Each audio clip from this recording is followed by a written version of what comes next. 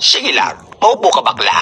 Huwag mo sabihin ito na ang huling pagsusulit namin para sa exam, tanda. Naku, syempre hindi. Pero paliktado ito, Ron.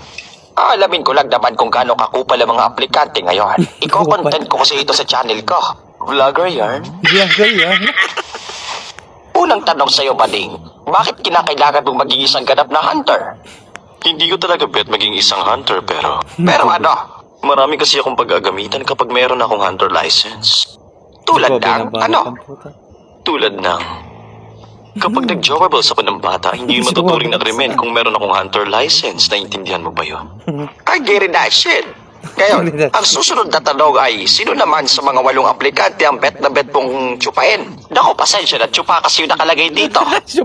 Tingin ko si Kilo, Oo! Inaamin ko naman na marami talagang gwapong aplikante ngayong taon, pero... Mas bet ko talaga yung mga supot pa. Pero sino naman sa mga 8 aplikante yung hindi mo bet? O kaya naman hindi ka interesado dito? Maaari mo magsabihin sa akin kung sino yon? Sino nga ba?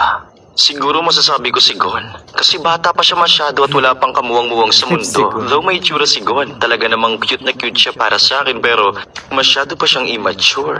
Okay, gets ko. Pero kung ikaw ang tatanungin ko, Chairman, nagjojowa ka ba ng Bading?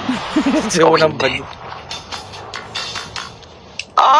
Nako, pasensya na. Tomboy kasi yung trip na trip ko. Tomboy.